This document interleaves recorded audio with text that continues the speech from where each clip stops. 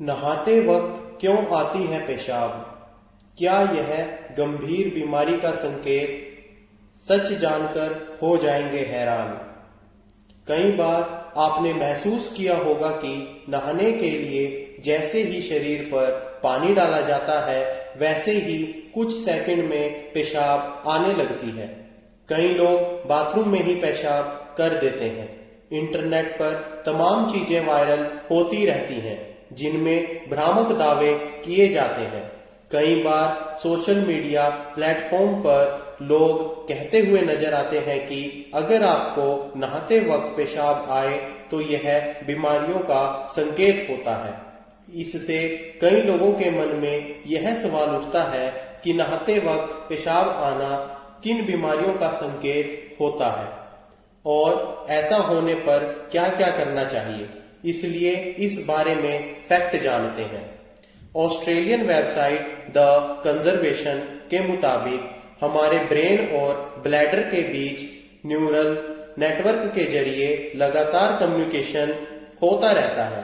इस नेटवर्क को brain bladder axis कहा जाता है।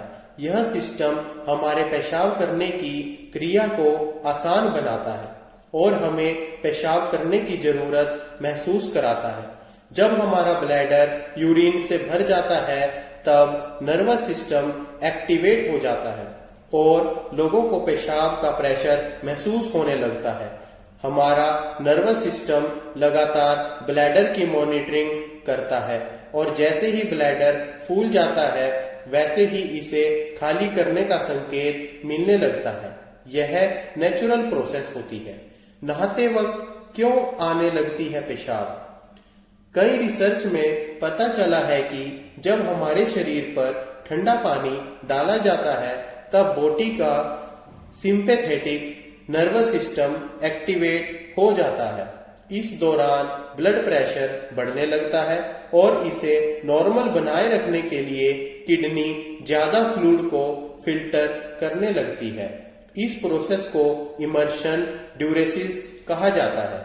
इस दौरान हमारा ब्लैडर नॉर्मल की तुलना में बेहद तेजी से भरने लगता है और लोगों को पेशाब करने की जरूरत महसूस होती है। ऐसा सिर्फ ठंडे पानी के साथ ही नहीं होता है बल्कि गुनगुने पानी से नहाने पर भी होता है। इस वजह से भी शावर में आती है पेशाब।